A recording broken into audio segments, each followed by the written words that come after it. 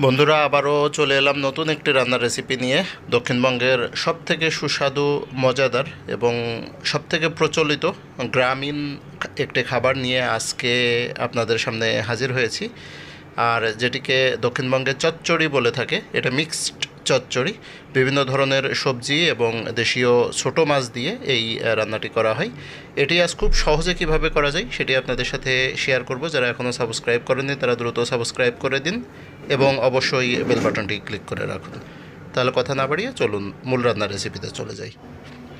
প্রথমে আমরা কড়াইতে পরিমাণ মতো তেল দিয়ে নিলাম।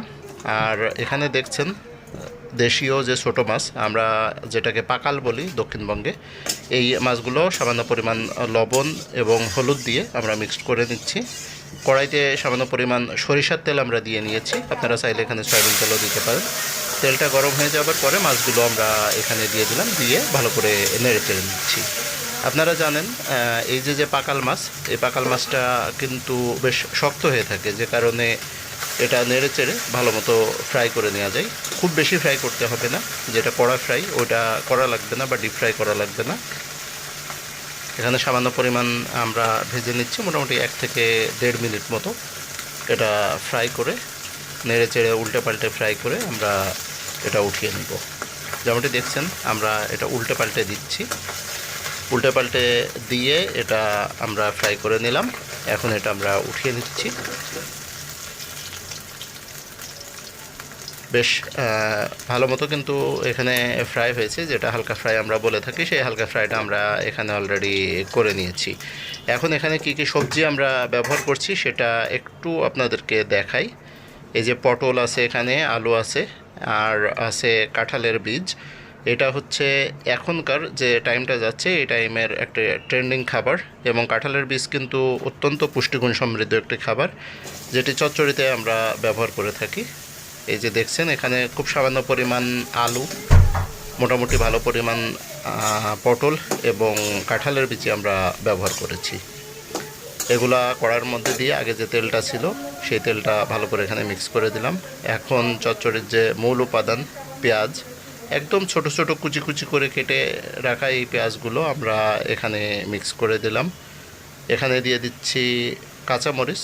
চচ্চড়িতে অবশ্যই কাঁচামরিচ ব্যবহার করতে হবে। যারা মরিচ পছন্দ করেন তারা এখানে বেশি মরিচ দিবেন, কারণ মরিচটা বেশি হলে চচ্চড়ির ফ্লেভার এবং টেস্টটা কিন্তু বেড়ে যায়। যেহেতু আমার বাড়িতে মরিচ কম খাওয়া হয়, তাই আমরা এখানে মরিচটা পরিমাণে কমই দিলাম। দিয়ে এটা নেড়ে চেড়ে এখানে আমরা দিয়ে দিচ্ছি পরিমাণ মতো অন্যান্য যে মশলা লাগবে, যেমন লবণ, এবং পরিমাণ মতো এখানে দিয়ে দিব হলুদ। হলুদ কিন্তু খুব বেশি পরিমাণে এখানে ব্যবহার করা যাবে না, কারণ হলুদ খুব বেশি পরিমাণে দিলে হলুদের কিন্তু গন্ধটা থেকে যাবে, এটা কিন্তু তরকারির স্বাদ নষ্ট করে দিবে। তাই পরিমাণ মতো লবণ এবং হলুদ দিয়ে নিচ্ছি। আরও কিছু মশলা আমরা এখানে অ্যাড করব, সেটা দেখতে অবশ্যই সাথেই থাকুন, দেখতে থাকুন। দিয়ে দিলাম পরিমাণ মতো তেল। তেল আগে যেহেতু ছিল, তাই আমরা এখন খুব সামান্য পরিমাণ তেল এখানে মিক্স করছি। তেলটা দিয়ে দেবার পরে তরকারিটা ভালো করে নেড়েচেড়ে দেখতে হবে যে এটা তেলতেলে ভাব এসেছে কি না। যদি তেলতেলে ভাব আসে তাহলে এখানে তেলের যে পরিমাণটা সেটা পারফেক্ট হয়েছে বলে আমরা ধরে নিব। আর চচ্চড়িতে সবসময় একটু তেলের পরিমাণটা বেশিই থাকে, বেশিই দিতে হয়।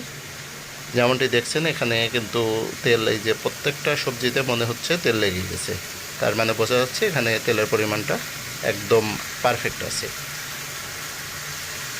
এই পর্যায়ে আমরা এটা আরও ভালো করে নেড়ে চেড়ে নিচ্ছি।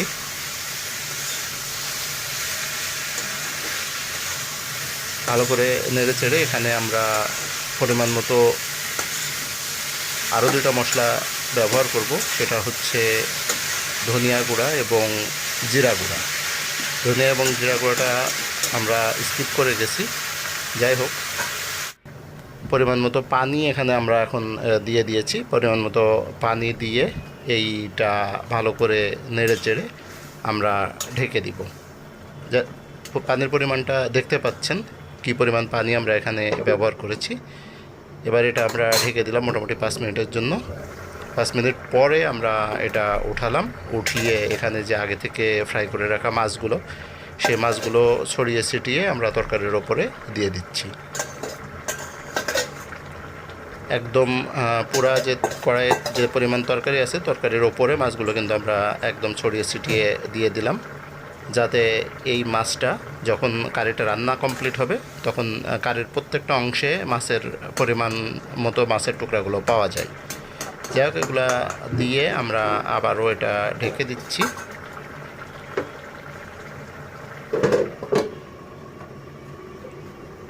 আবারও 4 মিনিট পর আমরা এটা ওপেন করছি। দেখতে পাচ্ছেন পানিটা অনেকটাই টেনে এসেছে, আরও মোটামুটি 5-7 মিনিট লাগবে। চচ্চড়ির সবচেয়ে বড় যে কথাটা সেটা হচ্ছে পানিটা কিন্তু একদম শুকিয়ে যেতে হবে। পানিটা শুকিয়ে এখানে যে তেলতেলে ভাবটা, সেই তেলতেলে ভাবটা আসতে হবে। সোজা কথা হচ্ছে তেল বের হতে হবে তরকারি থেকে, হালকা একটা তেলের ফ্লেভার বের হইলে তখন বুঝতে হবে যে আসলে চচ্চড়িটা হয়ে গেছে। আর পানি থাকতে যদি এটা নামিয়ে ফেলেন তাহলে চচ্চড়ির যে ফ্লেভারটা সেই ফ্লেভারটা কিন্তু পাওয়া যাবে না।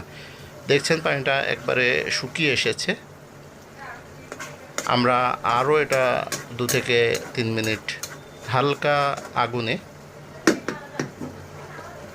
রান্না করে নিচ্ছি। দেখছেন পানি এখনও আছে, তাই আমরা এটা হালকা আগুনে আবারও রান্না করে নেব। দেখছেন পানিটা এখন শুকিয়ে এসেছে এবং এটাতে কিন্তু যে তেলতেলে ভাবটা আমি বলছিলাম সেই তেলতেলে ভাবটা এসে গেছে। এখন দেখতে পাচ্ছেন এখানে পানিটা শুকিয়ে একবারে তেলতেলে ভাবের যে কারিটা, চচ্চড়িটা, সেটা অলরেডি প্রস্তুত হয়ে গেছে। অসম্ভব সুস্বাদু এই খাবারটি অবশ্যই বাড়িতে রান্না করে দেখবেন। এটা খেতে খুবই সুস্বাদু হয়ে থাকে এবং খুব সহজেই রান্নাটা করা যায়। আর এই ধরনের সহজ সহজ রান্নার রেসিপির জন্য অবশ্যই চ্যানেলটি নিয়মিত ভিজিট করবেন, অবশ্যই সাবস্ক্রাইব করে সাথে থাকবেন, নিয়মিত দেখতে থাকবেন।